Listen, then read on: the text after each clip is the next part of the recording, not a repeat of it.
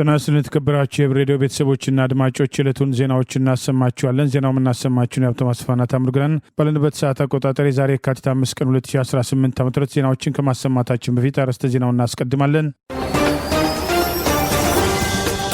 የተጠናከረ የፋኖ ወታደራዊ እንቅስቃሴ፣ የአገዛዙ ባለስልጣናት መወነጃጀል፣ ማስጠንቀቂያውና የምህረት አዋጁ፣ የህወሓት አቤቱታ፣ የአገሪቱ አፈናና የአፍሪካ ህብረት ስብሰባ፣ ጌታቸው ረዳና ጀዋር፣ ብርጌድና ሐምዱ ህይወት የቀጠፈ የሚኒሶታ ኢሚግሬሽን ዘመቻና አዲስ ውሳኔ የሚሉና ሌሎችም ወቅታዊ ዜናዎች አሉን። ዝርዝሩን እንሆ።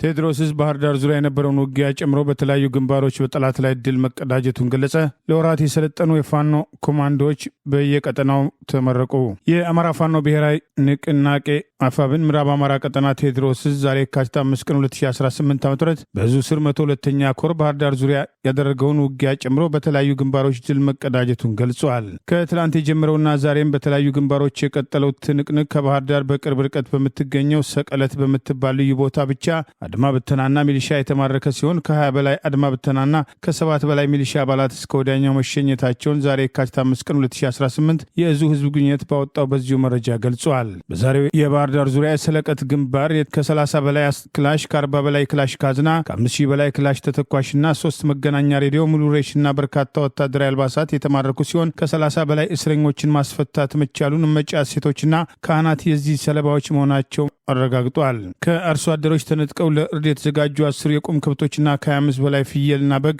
ጭምር ያስለቀቀበት ወታደራዊ እርምጃ እንደነበረ አስታውሷል። ይህ በእንዲህ እንዳለ አማራ ፋኖ ብሔራዊ ንቅናቄ ቴዎድሮስ 109ኛ ኮር 99ኛ ክፍለ ጦር ከ6 ወር በላይ ያሰለጠናቸውን ልዩ ኮማንዶች ማስመረቁን አስታውቋል። የአማራ ፋኖ ብሔራዊ ንቅናቄ ከውጊያ ጎን ለጎን በተለያዩ ቀጠናዎች የኃይል ግንባታ ስራ እየሰራ እንደሚገኝ ያስታወሰው መረጃ በዛሬው ዕለት ከ6 ወር በላይ ሲያሰለጥናቸው የቆዩ ኮማንዶዎችን በደመቀ ሁኔታ ማስመረቁን ይህ ቀጣይነት ያለው ስልጠና ለድላችን መቃረብና የቀጣይ ሀገር ተረካቢ ኃይል የማፍራት ስራ ተጠናክሮ ይቀጥላል ሲል የአማራ ፋኖ ብሔራዊ ንቅናቄ ቴዎድሮስ ህዝብ ግንኙነት መምሪያ ዛሬ የካቲት 5 ቀን 2018 ባወጣው በዚሁ መረጃ ገልጿል። ይህ በእንዲህ እንዳለ ምኒልክ ተወርዋሪ በለጎሽ ሻለቃ ለወራት ያሰለጠናቸውን የፋኖ ኮማንዶች ጭምር ማስመረቁን ዛሬ የካቲት 5 ቀን 2018 ህዝቡ በበኩሉ ባወጣው ተጨማሪ መረጃ ገልጿል። ምኒልክ ተወርዋሪ በለጎሽ ሻለቃ ለወራቶች ያሰለጠናቸው በርካታ ምልምል ኮማንዶዎች ዛሬ የካቲት 5 ቀን 2018 በሃይማኖት አባቶችና በአገር ሽማግሌዎች ምርቃት ታጅበው በደማቅ ስነስርዓት መመረቃቸውን ገልጿል። ደሴ ከተማ ዙሪያ ወረዳና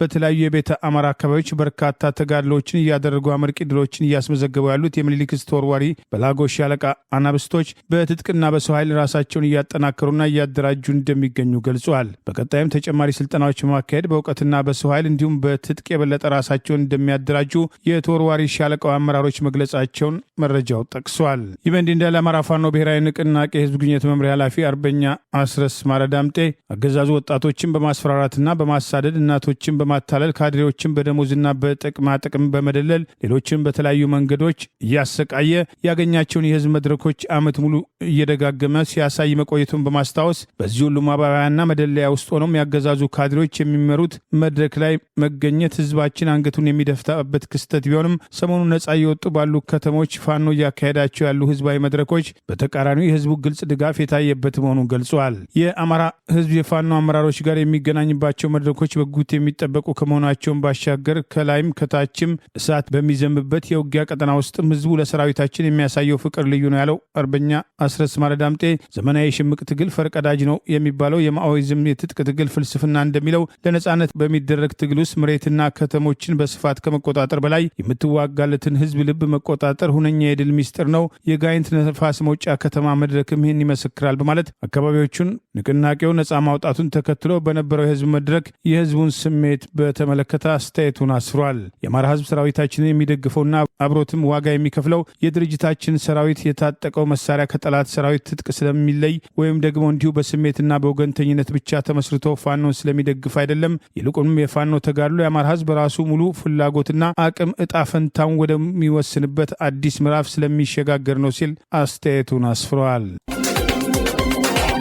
የፌዴራል መንግስቱ ዳግም ወረራ ለመፈጸም የሰራዊት ኃይሉን እያስጠጋ ነው ሲል ህወሓት ለሁለተኛ ጊዜም ተቃውሞውን ገለጸ። የህዝባዊ ወያኔ ሓርነት ሊቀመንበር ዶክተር ደብረጽዮን ገብረ ሚካኤል የፌዴራል መንግስቱ የፕሪቶሪያው የሰላም ስምምነትን በመጣስ ወረራ ለመፈጸም የጦር ኃይሉና መሳሪያም ወደ ትግራይ ክልል ድንበር እያስጠጋ ነው ሲሉ ወቀሱ። ዶክተር ደብረጽዮን የድርጅቱ ህወሓትም 51ኛ ዓመት የምስረታ በዓል የካቲት 11 አስመልክቶ በሰጡት መግለጫ የፌዴራል መንግስቱ በሰራዊቱና በህዝቡ ላይ ተኩስ መክፈቱንና አድቅቀናቸዋል አሁንም እናደቃቸዋለን የሚል የፕሮፓጋንዳ ዘመቻዎችን እያሰማ ነው ሲሉም ወቅሰዋል። በዓሉ የሚከበረው የሰላም ስምምነቱን በተጣሰበትና የወረራ ስጋት ባለበት ወቅት መሆኑን የገለጹት ዶክተር ደብረጽዮን የትግራይ ህዝብ ለህልውናው ለሉዓላዊነቱም ከመቼውም ጊዜ በላይ እንዲዘጋጅና እንዲታገል ሲሉም ጥሪ ማቅረባቸውም ተመልክቷል። ህዝባዊ ወያኔ ሓርነት ትግራይ ከ3 ቀናት በፊት ባወጣው ሳምንታዊ መግለጫው የኢትዮጵያ መንግስት በፕሪቶሪያው የሰላም ስምምነት መሰረት ወደ ድርድር ከመግባት ይልቅም መጠነ ሰፊ ወታደራዊ ዝግጅት በማድረግ ወደ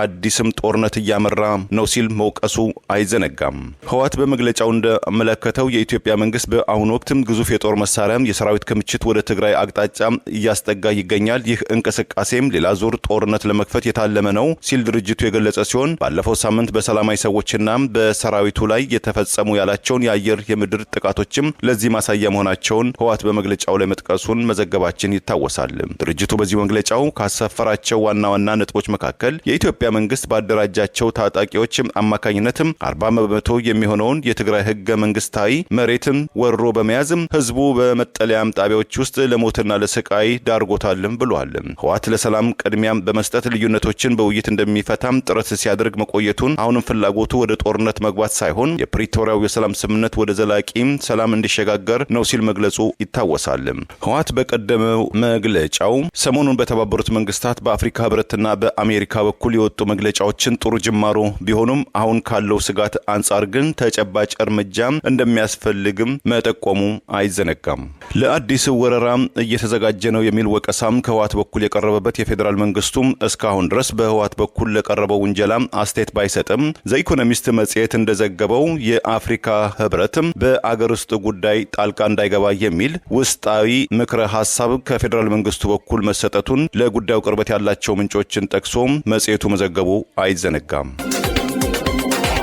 በተለያዩ አቅጣጫዎች በጠላት ላይ እየወሰደ ያለውን ወታደራዊ እርምጃ አጠናክሮ የቀጠለው የአማራ ፋኖ ብሔራዊ ንቅናቄ ከአገዛዙ ጋር ለተሰለፉ የፖለቲካ የጸጥታ አመራሮችና ከሚሊሻ እስከ አገዛዙ ስልጣን አስጠባቂ ጦር ድረስ የመጨረሻ የምህረት ዕድል ይፋ ማድረጉን አስታውቋል። አማራን እርስ በርስ አጫርሳለሁ በሚል ጠላት የወጠነውን ሴራ ለማክሸፍ የምህረት አዋጁን ይፋ ማድረጉ ተገልጿል። የአማራ ፋኖ ብሔራዊ ንቅናቄ አፋብን ዛሬ የካቲት 5 ቀን 2018 ዓ.ም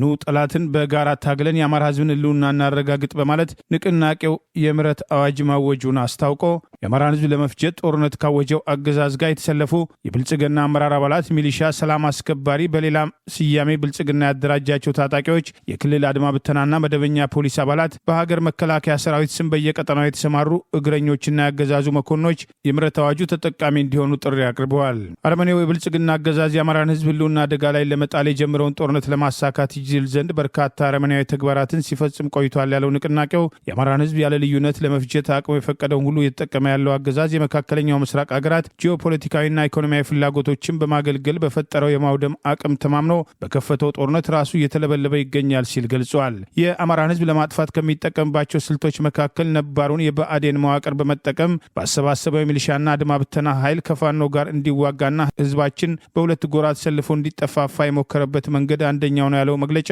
በአንድ ህዝብ መካከልና በኢትዮጵያዊነት መካከል እንዲሁም ቀጠናዊ ጦርነቶችን በማስነሳት ለአፍሪካ ቀንድ የቀውስ ዘበኛ የሆነውን አገዛዝ በወንድማማችነትና በጥበብ ማስወገድ የጋራ መንግስት መመስረት እንደሚገባ በተደጋጋሚ ጥሪዎች ስናስተላለፍ ቆይተናል ሲል አስታውሷል። በተለይም ከሰሞኑ ደግሞ ጠላት በአንድ በኩል የህዝብ መገናኛ መስመሮችን በመዝጋት ንጹሐን ላይ ጭፍጨፋ እያደረገ በሌላ በኩል ደግሞ ብሔራዊ አጀንዳ ያለውና ለሀገር ብሔራዊ ተልዕኮ የተሰለፈ በመምሰል የሚያደርገውን የማደናገሪያ ስልት በንቃት በመከታተል የፋኖ ሰራዊት በወሰዳቸው እርምጃዎች ወራሪ የብልጽግና ኃይል ከፍተኛ ትርምስ ጥርስ ውስጥ ገብቷል ሲል አስታውቋል። የድርጅታችን የአማራ ፋኖ ብሔራዊ ንቅናቄ መወለድ ያስገኘው የአንድነት መንፈስ ለተገኙት ወታደራዊ ድሎች ቁልፍ ሚና ተጫውቷል ያለው መግለጫ የድላችን ሚስጥር ያለው አንድነታችን ላይ መሆኑን በተግባር ተረጋግጧል። ድርጅታዊ አንድነታችንን በጠበቀ መልኩ ከኢትዮጵያውያንና ከቀጠናው ኃይሎች ጋር የሚደረግ ትብብር አገዛዙን ሙሉ ለሙሉ ለማስወገድ ወሳኝ ሂደት መሆኑ ግልጽ ነው። ህዝባዊ ዓላማችንን የተጋራን ጋር በመርህ የምናደርገው ትብብርና አንድነት የአረመኔውን አገዛዝ ዕድሜ ለማሳጠር ትልቅ ፋይዳ ያለው ጉዳይ ነው።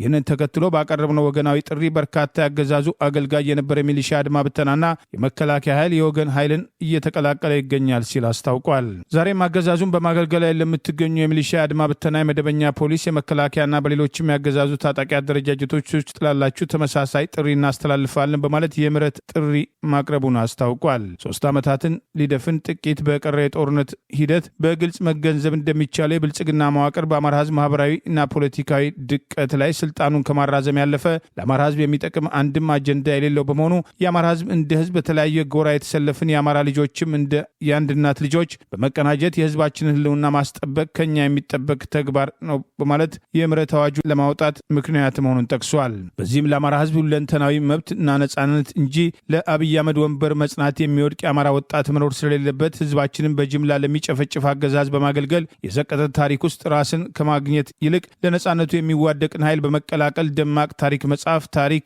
የጣለብን ግዴታ በመሆኑ ህዝብን ታግሎ ያሸነፈ አገዛዝ እንደሌለ ሁሉ አብይ አህመድም የአማራን ህዝብ ማሸነፍ ስለማይችልና በተሸናፊነት ለሚያጠናቀቀው ብልጽግና በመላላክና በራስ ወገን ላይ በመተኮስ የታሪክ የህሊናና የፍትህ ተጠያቂነት ከማስተናገድ ለመዳን ሲባል አገዛዙን በጋራ ታግለን በማሸነፍ ለህዝባችን ሰላም ማምጣት የትውልዱ ግዴታ በመሆኑ እንዲሁም የምንታገለው ለአማራ ህዝብ ህልውና መዳን እንደመሆኑ መጠን የፋኖ ትግልም የአማራ ህዝብ ትግል ስለሆነ በሁሉም ጎራ ያሉ አማራዊ ወንድሞች ጥሪ ማድረግ እና ማታገል የድርጅታችን ተልዕኮ ነው ሲል ገልጿል። ይህንን የምህረት አዋጅ በአማራ ፋኖ ብሔራዊ ንቅናቄ ስራ አመራር ውሳኔ መሰረት ለህዝብ ይፋ ማድረግ አስፈላጊ ሆኖ ተገኝቷል ያለው ይህ መግለጫ የምህረት አዋጁ ተጠቃሚ እንዲሆኑ የተዘረዘሩት የሚሊሻ አድማ ብተና፣ መከላከያና ሌሎች የታጠቁ የብልጽግና ኃይሎች እንዲሁም በየደረጃው ያሉ አመራሮች በየአካባቢያቸው ላለው የድርጅታችን መዋቅርና ለዚህ ጉዳይ በተቋቋመው ጊዜያዊ ግብረ ኃይል በአካል ቀርበው ሪፖርት እንዲያደርጉ ሲል ይፋ አድርጓል። በዚሁ መግለጫ የምህረት አዋጁን በዝርዝር የሚፈጸምበትን አግባብ ጭምር በመጥቀስ ለምህረት ጠያቂዎች የአካል ዋስትና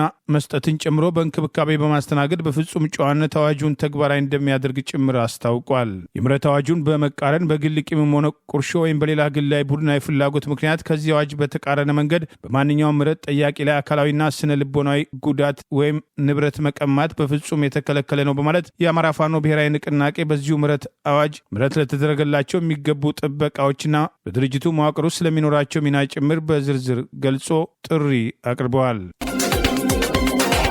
በኢትዮጵያ የሚገኙ የምግብ ዘይት አምራች ፋብሪካዎች ካላቸው የማምረት አቅም ውስጥም 50 ከመቶ በታች ብቻ እየተጠቀሙ መሆኑንና ለዚህም የገንዘብ ችግር ወይም የባጀትም እጥረትም መኖሩን አስታወቁ። የኢትዮጵያ ምግብ ዘይት አምራቾች ማህበር ዋና ስራ አስኪያጅ አቶ ትልቅ ሰው ለታም ለዘርፉ ከፍተኛ መዋለ ንዋይ የሚጠይቅ ቢሆንም በቂ የብድርና የፋይናንስ አቅርቦት ባለመኖሩ ፋብሪካዎች በሙሉ አቅማቸው ማምረትም አልቻሉም ብለዋል። ዋና ስራ አስኪያጁ ለአሃዱ ሬዲዮ በሰጡትም አስተያየትም ትላልቅ የሚባሉ ፋብሪካዎች በቀን ውስጥ ብቻ እስከ 20 ሚሊዮን ብር የሚያወጣ ጥሬ ዕቃ ግብይት እንደሚያስፈልጋቸው ገልጸው በአሁኑ ወቅት የሰብል ምርት ተሰብስቦ የሚገባበትና የጥሬ ዕቃ አቅርቦት በገበያ ላይ በበቂ ሁኔታ የሚገኝበት ወቅት ቢሆንም አምራቾችም ግብአቱን በጅምላም ገዝተው በመጋዘን ውስጥ ለማስገባት የሚያስችል የገንዘብ አቅም የላቸውም ብለዋል። ይህም ፋብሪካዎቹ በየቀኑ ጥሬ ዕቃ እየገዙ እንዲያመርቱና ምርታቸውም ውስን በሆነ መልኩ እንዳይቀርብ ምክንያትም ሆኗልም ሲሉ የችግሩን አሳሳቢነት ገልጸዋል።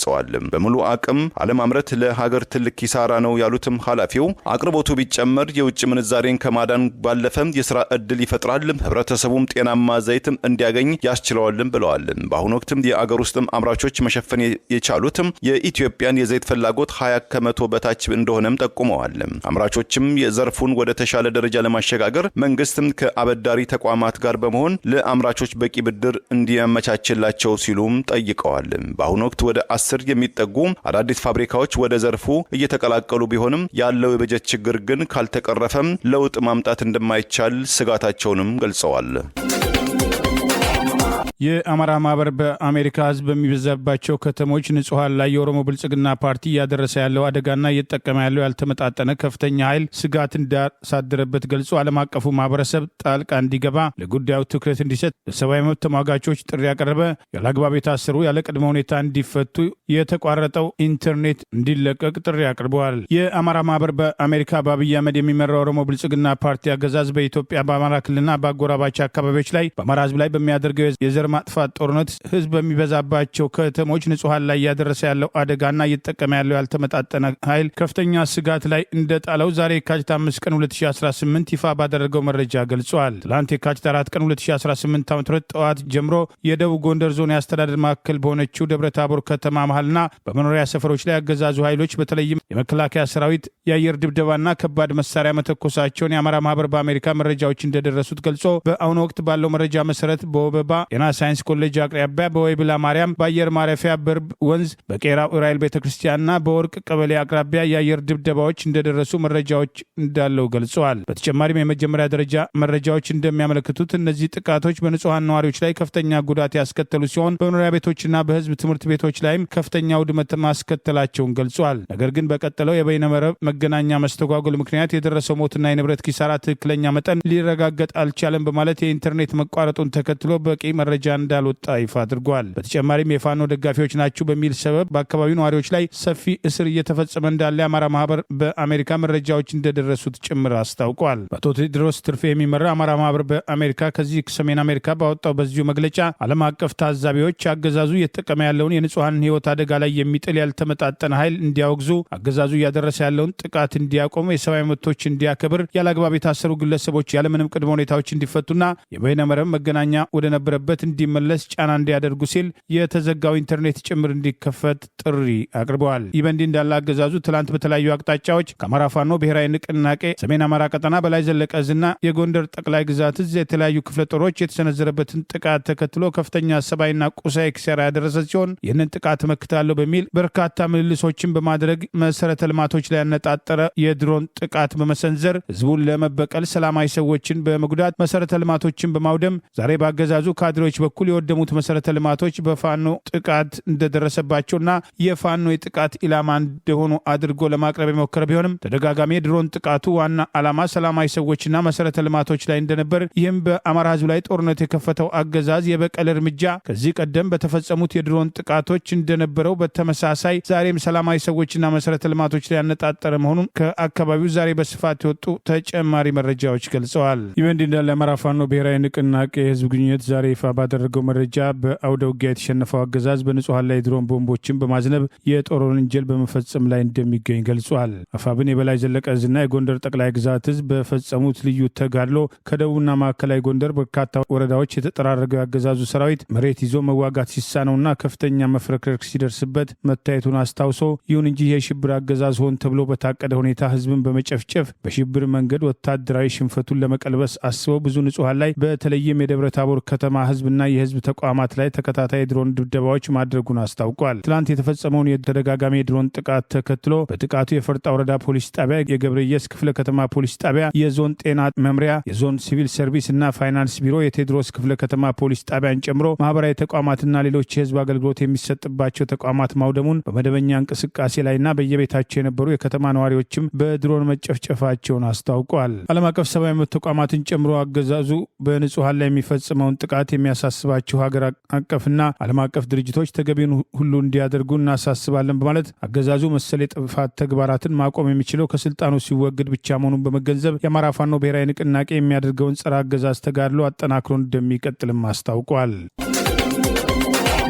ኢህአፓ በአዲስ አበባ የሚካሄደውን የአፍሪካ ህብረት ስብሰባ መሰረት አድርጎ ሂደቱን ለመከታተል የሚመጡ ዓለም አቀፍ መገናኛ ብዙሀን የሰላማዊ ሰዎች ግድያን ለመላው ዓለም እንዲያሳውቁ ጥሪ አቀረበ። የኢትዮጵያ ህዝብ አብዮታዊ ፓርቲ ኢህአፓ ዓለም አቀፍ መገናኛ ብዙሀን የአፍሪካ ህብረት ጉባኤን በአዲስ አበባ ለመዘገብ በሚመጡበት ወቅት በኢትዮጵያ እየተፈጸመ ያለውን ከፍተኛ የሰብአዊ መብቶች ጥሰት በመዘገብ ለዓለም አቀፉ ማህበረሰብ እንዲያሳውቁ ጥሪ አቅርበዋል። ኢህአፓ ዛሬ የካቲት 5 ቀን 2018 ዓ.ም በእንግሊዝኛ ቋንቋ ባወጣው በዚሁ መግለጫ መገናኛ ብዙሃን በኢትዮጵያ የአፍሪካ ህብረት የመሪዎች ጉባኤን በሚዘግቡበት ወቅት የእውነት ፈላጊነትን፣ የነጻነትና ለህዝብ ተጠያቂ የመሆንን መሰረታዊ የጋዜጠኝነት መርሆች እንዲያከብሩ ሲል ጥሪ አድርጓል። በአዲስ አበባ የሚካሄዱ ዲፕሎማሲያዊ መድረኮች የዓለምን ትኩረት ቢስቡም በአማራ፣ በኦሮሚያ፣ በትግራይና በሌሎች አካባቢዎች የሚገኙ ማህበረሰቦች ሰው አልባ አውሮፕላን፣ ድሮን ጥቃቶችና የሲቪል ሰዎችን ሞት ጨምሮ ሁሉንም ለጥቃት እየተጋለጡ እንደሚገኙ የእርስ በርስ ጦርነቱን አስታኮ ገልጿል። እነዚህን እውነታዎች መርምሮ አለመዘገብ በሚሊዮን የሚቆጠሩ ሰዎች ድምፅ እንዳይሰማና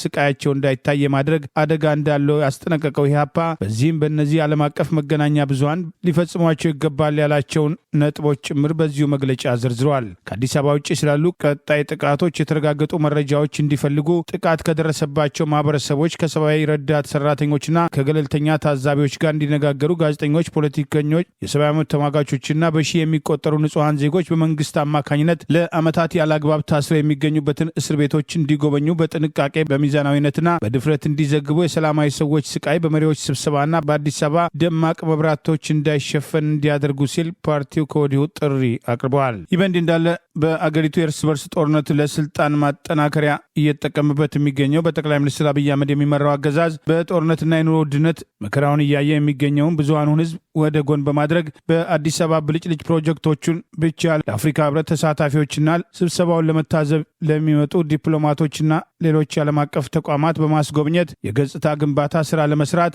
ለዚሁ አገልግሎት የተቀጠሩ የውጭ ድርጅቶችን ጭምር በማሰማራት ከፍተኛ እንቅስቃሴ ያደረገ ሲሆን ስብሰባውን አስታኮ በሞተር ሳይክል የሚሰጡ አገልግሎቶችን ጭምር እገዳ ማጣሉን አስታውቋል። ከከተማ ዋና ዋና መንገዶችና አደባባዮች አካባቢ የጎዳና ተዳዳሪዎች ከቀናት በፊት ጀምሮ እየታፈሱ ወዳልታወቀ ቦታ እየተወሰዱ ሲሆን የተለመደ የገጽታ ግንባታ ስራ ለመስራት ከፍተኛ ሀብት በማባከን ባለስልጣናቱ የሚመጡ እንግዶችን ከመቀበል ጀምሮ ተመሳሳይ ሽር ጉድ እያደረጉ ሲሆን በአገሪቱ ያለው ተጨባጭ ሁኔታ አገዛዙ በሚያደርገው ግርግር በዚህ ዘመን መሸፈን እንደማይቻል ይልቁኑ ብዙዎቹ የአፍሪካ ሀገራት መሪዎች በሀገራቸው ህዝብን በመርገጥና በመጨቆን ረዘም ላለ ጊዜ ስልጣን ላይ ቆዩ በመሆናቸው ህብረቱ ለአፍሪካውያን ህይወት ትርጉም ያለው ስራ ከመስራት ይልቅ የምዕራባውያን ተላላኪ ተቋም በመሆን የታለመለትን ዓላማ ግብ አልመታም በሚል በተደጋጋሚ ወቀሳ ሲቀርብበት እንደነበር አይዘነጋም። የአፍሪካ ህብረት በአማራ ህዝብ ላይ የተከፈተውን ጦርነት ወደ ጎን በማድረግ ለአገዛዙ እጅ የሰጡ ወገኖችን አደራድራለሁ በሚል የፖለቲካ ጨዋታ ውስጥ መግባቱ ሲያስወቅሰው የነበረ ሲሆን በቅርቡ ከህወሓት ጋር ዳግም ጦርነት ይነሳል በሚል ስጋት ያወጣውንም መግለጫ ተከትሎ በአብይ አህመድ የሚመራው አገዛዝ በውስጥ ጉዳያችን ጣልቃ ትግቡብን የሚል ምላሽ መስጠቱን የሚጠቅሱ መረጃዎች አደባባይ ወጥተዋል። በአሜሪካ ሚኒሶታ ግዛት ውስጥ አወዛጋቢ የጸረ ህገወጥ ስደተኞች ዘመቻም ያካሄደው ለሁለት አሜሪካውያን ዜጎች ሞትም ለበርካታዎች እስራት መንስኤ የሆነው የኢሚግሬሽን ኦፕሬሽን መጠናቀቁም ተገለጸ። በፕሬዚዳንት ዶናልድ ትራምፕ የድንበር ቁጥጥር ከፍተኛ ባለስልጣን የሆኑትም ቶም ሃማን ዛሬ ሚኒሶታ ግዛት ውስጥ በሰጡት ጋዜጣዊ መግለጫ እኔ እንዳቀድኩትም ፕሬዚዳንት ዶናልድ ትራምፕም እንደተስማሙት በሚኒሶታ ግዛት ውስጥ ህገወጥ ስደተኞችን የማደኑ ኦፕሬሽን ተጠናቋልም ብለዋል። ካለፈው ታህሳስ ወር ጀምሮ ወደ 3000 የሚጠጉ የፌዴራል የጸጥታ ኃይሎች በእንግሊዝኛው ምህጻረ ቃል አይስ ያሰማራው የአሜሪካ አስተዳደር ባለፈው ሳምንት ወደ 700 የሚጠጉ አባላቱን ከሚኒሶታ ማስወጣቱን ገለጸ ቢሆንም በርካታ የአገሪቱ የህግ አርቃቂዎችም የአይስም አባላትም ከሚኒሶታ ግዛት አጠቃለው እንዲወጡም ሲወተውቱም ቆይተዋል። ቶም ሃማን በዛሬው መግለጫቸው የቀረው የአይስም አባላት ሚኒሶታን መቼም ጠቅልለው እንደሚወጡ ወደ ቤዛቸው እንደሚመለሱ ቁርጥ ያለ ጊዜ ቀጠሮም አልሰጡም። የሶስት ልጆች እናት የሆነችው የ37 ዓመቱ አሜሪካዊት ሬኔ ጎድ እና የ37 ዓመቱ የህክምና ባለሙያ አሌክስ ፕሬቲም ባለፈው ወር በ3 ሳምንታት ጊዜ ልዩነት በአይስ አባላት መገደላቸውን ተከትሎም ከፍተኛ አገር አቀፍም ቁጣና ተቃውሞ መነሳቱ አይዘነጋም። በሚኒሶታ ግዛት ውስጥ ከ4000 በላይ ህገወጥ የተባሉ ስደተኞችን በቁጥጥር ስር ማድረጋቸውን የገለጹት ቶም ሃማን ሚኒሶታ በአሁኑ ወቅት ከመቼውም ጊዜ በከፍተኛ ደረጃ ሰላማዊ ሆናለች፣ እደግመዋለሁ፣ ሚኒሶታ ከዚህ በኋላ የወንጀለኞች ምሽግ አትሆንም ሲሉም ተደምጠዋል። የሚኒሶታ አገረ ግዛት ኃላፊ የሆኑት ዲሞክራቱ ቲም ዋልዝ ለነዋሪዎች ዛሬ ባስተላለፉት መልእክትም የአይስ አባላት ሚኒሶታን ለቀው ለመውጣት በዝግጅት ላይ በመሆናቸው ነዋሪዎች ጥንቃቄ እንዲያደርጉ ግዛታችን ውስጥ የተፈጸመው ኦፕሬሽን የህገ መንግስታዊም ተገቢ ያልሆነ እርምጃ ነው በማለትም ተቃውሟቸውን ዳግም አሰምተዋል። የጠቅላይ ሚኒስትሩ የአፍሪካ ቀንድ አማካሪ የቀድሞው የትግራይ ጊዜያዊ አስተዳደር ፕሬዝዳንትና ትግራይ በነበረው ጦርነት ወቅት ኢትዮጵያን እንጦሮጦስም ቢሆን ገብተን እናፈርሳታለን ሲል የነበረው ጌታቸው ረዳ ለብሔራዊ ጥቅም አትቆረቆርም በማለት ጀዋር ላይ ትችት አቀረበ። ጀዋር በበኩሉ ጃንጃዊ ሚሊሻን እየደገፈ የሚገኘው አብይ አህመድ በሱዳን የእርስ በርስ ጦርነት ውስጥ ያለውን ሚና ጠቅሶ ምላሽ ሰጥቷል። የአማራና የኦሮሞ ህዝብን እሳትና ጭድ አንድ ላይ መሆን የለባቸውም ያለውን የቀደመ አቋሙን ጭምር በማስታወስ ምላሽ ሰጥቷል። የወቅቱ ጠቅላይ ሚኒስትር አብይ አህመድ የአፍሪካ ቀንድ ጉዳይ አማካሪ ሚኒስትርና የቀድሞ ህወሓት ቃል አቀባይ የትግራይ ጊዜያዊ አስተዳደር ፕሬዝዳንትና በአሁኑ ወቅት ስምረት የተሰኘው የህወሓት ተቃዋሚ ፓርቲ ሊቀመንበር አቶ ጌታቸው ረዳ ጀዋር መሐመድ ለአብይ አህመድ ያለውን ተቃውሞ ከብሔራዊ ጥቅም ጋር መለየት አልቻለም በሚል በማህበራዊ ሚዲያው ወቀሳ አቅርበውበታል። ጀዋር በበኩሉ በሱዳን የእርስ በርስ ጦርነት ውስጥ አብይ አህመድ የጃንጃዊ ሚሊሻን መደገፉ የጃንጃዊ ሚሊሻ በሱዳን እየፈጸመ ያለውን የዘር ማጥፋት እርምጃ በማስታወስ ለየትኛው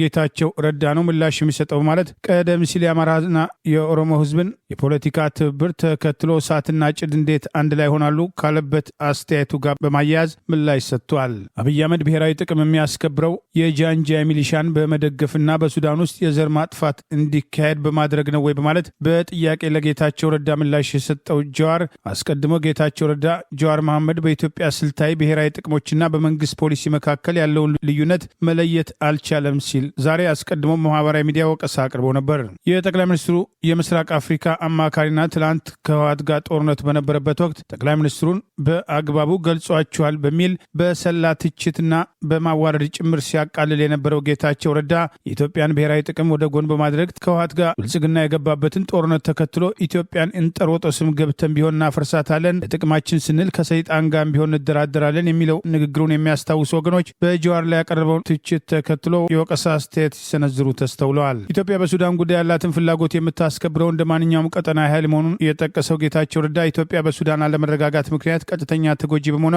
በጉዳዩ ላይ ተገቢ ሚና መጫወት እንዳለባት በማስረዳት ግብጽና ሌሎች ቀጠናዊ ተዋናዮች በሱዳን ላይ የራሳቸውን ፍላጎት እያሳደዱ ባለበት ወቅት ኢትዮጵያ ዝም ብላ ተመልካች መሆን የለባትም በማለት የጠቅላይ ሚኒስትሩን የፖሊሲ አቋም ደግፈዋል። በአረብ ኤምሬት የሚደገፈውና በሱዳን መንግስት ላይ ጦር ያነሳው የሀገሪቱ ተሿሚ የነበረው ሌላው ጀነራል ሐምዲቲ ያደራጃቸውንና በሱዳን የእርስ በርስ ጦርነት ውስጥ የዘር ጭፍጨፋና የጦር ወንጀል መፈጸማቸው በተደጋጋሚ የሚጠቀሰውን ኃይል የአብይ አገዛዝ በመደገፍ በቤንሻንጉል ውስጥ የጦር ካምፕ እስከ ማቋቋምና መርዳት መድረሱ በተደጋጋሚ እየተጠቀሰ ባለበት ወቅት ጌታቸው ረዳ ለመከላከል ለጀዋር የሰጠው ምላሽ ጀዋርን ለየትኛው ጌታቸው ረዳ ምላሽ ልስጥ በማለት የትላንቱና የዛሬውን ጌታቸው ረዳ አስታኮ አጠር ያለ አስተያየቱን አስፍሮ ኦሮማራ የሚለው ፖለቲካዊ እንቅስቃሴ በተጀመረበት ወቅት እሳትና ጭድ እንዴት አንድ ላይ ይቆማሉ በሚል ጌታቸው ረዳ በወቅቱ ኢህአዴግ ከፍተኛ ባለስልጣን የጠቅላይ ሚኒስትር ኃይለማርያም ደሳለኝ አማካሪ በነበረበት ወቅት የሰጠውን ቃለ መጠይቅና በጊዜው ለትግሩ ተጨማሪ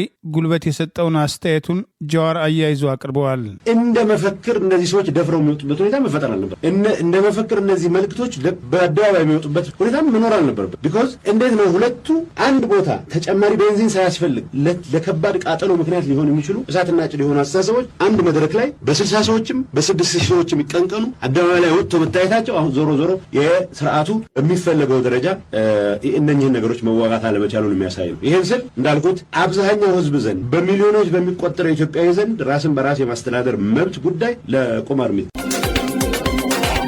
በህገ ወጥ መንገድ ገንዘብ በማስተላለፍም ኢትዮጵያም ከ7 ሚሊዮን የአሜሪካን ዶላር በላይ እንድታጣም አድርጓል የተባለም ታናዊም ተጠርጣሪ በቁጥጥር ስር መዋሉናም ክስ መቅረቡም ተገለጸ። ከብሔራዊ ባንክም ፍቃድ ውጪ የባንክ ስራ በመስራት ኢትዮጵያም ከ7 ሚሊዮን የአሜሪካን ዶላር በላይ እንድታጣ በማድረግ የተጠረጠረው ቻይናዊው መዝገቡን የተመለከተው የፌዴራል ከፍተኛ ፍርድ ቤት ልደታ ምድብ ሁለተኛ ልዩ ጉዳዮች ወንጀል ችሎትም ሲሆን ተከሳሹም ቻን ዡዋንግ የባንክ ስራም አዋጅ ቁጥር 1360 ህዝባር 2017 አንቀጽ 2 የተመለከተውን በመተላለፍ የወንጀል ድርጊት መፈጸሙን በመግለጽ አቃቢ ህግም ክስ አቅርቦበታል። በዚህም ተከሳሹ የባንክ ስራ ለመስራት ከብሔራዊ ባንክ የሰጠው ፍቃድ ሳይኖር በውጭ ሀገራት የሚገኙ ግለሰቦች ገንዘብ ወደ ኢትዮጵያ መላክ ሲፈልጉም ካልተያዙ ግብረ አበሮቹ ጋር በመሆን ገንዘቡን በመሰብሰብ የሚልካቸውን ሰዎች ስም ዝርዝር፣ የባንክም ሂሳብ ቁጥርና የገንዘቡን መጠን በሚያስተላልፉበት መረጃ መሰረት ገንዘቡን ኢትዮጵያ ውስጥ ለሚገኙ 18 ግለሰቦች በኢትዮጵያ ንግድ ባንክ፣ በአቢሲኒያ ባንክና በአዋሽ ባንክ በኩል ገንዘብ ማስተላለፉን አቃቢ ሕግ በክስ ዝርዝሩ ላይ ጠቅሷል። በኢትዮጵያ ንግድ ባንክ በስሙ የከፈታቸውን የሂሳብ ቁጥሮችን በመጠቀም ከአለፈው ሐምሌ 25 2010 ዓ.ም እስከ ህዳር 4 2018 ዓ.ም ድረስ ለ2271 ጊዜ 570 ሚሊዮን ዶላር ከውጭ ሀገራት ገንዘብ ለተላከላቸው ሰዎች ማስተላለፉን አቃቢ ሕግም ገልጿል። ይህ ገንዘብ በህጋዊ መንገድ ወደ ሀገር ቤት ቢገባም ኢትዮጵያ በወቅቱ በነበረው ምንዛሪ መሰረትም ታገኝ የነበረውን 6 ሚሊዮን 600 ሺህ የአሜሪካን ዶላር አሳጥቷታልም ብሏል። ተከሳሹ በአቢሲኒያ ባንክ በስሙ የከፈታቸውን የሂሳብ ቁጥሮች በመጠቀም ከሐምሌ 19 2010 ዓ.ም እስከ ህዳር 4 2018 ዓ.ም ድረስ 60 ጊዜ 32 ሚሊዮን 600 ሺህ ዶላር ለተላከላቸው ሰዎች ገንዘብ ማስተላለፉን አቃቢ ሕግ ባቀረበው የክስ ዝርዝር ላይ ጠቅሷል። ይህ ገንዘብ በህጋዊ መንገድ ቢተላለፍ ኖሮ ኢትዮጵያ 454 ሺህ የአሜሪካን ዶላር ታገኝ እንደነበረ ያወሳው አቃቢ ሕግ በአጠቃላይ ተከሳሹ በስሙ በከፈታቸው የባንክ ሂሳብ ቁጥር 603 ሚሊዮን 424 ሺህ ብር ከውጭ ሀገራት ዶላር ለተላከላቸው ሰዎች አስተላልፏልም ብሏል። ይህም በአጠቃላይ በወቅቱ በነበረው ውጭ ምንዛሬ ተመን ሲሰላ 7 ሚሊዮን 153 ሺህ የአሜሪካን ዶላር የውጭ ምንዛሬ ኢትዮጵያ እንድታጣ በማድረግ ያለ ብሔራዊ ባንክ ፍቃድ የባንክ ስራ ላይ ተሰማርቷል የሚል የወንጀል ክስም ቀርቦበታል። ኢትዮጵያና ቻይና የየሀገራቱን ወንጀለኞችን አሳልፎ የመሰጣጠት ስምምነት በቅርቡ መፈራረማቸው መዘገባችን ይታወሳል።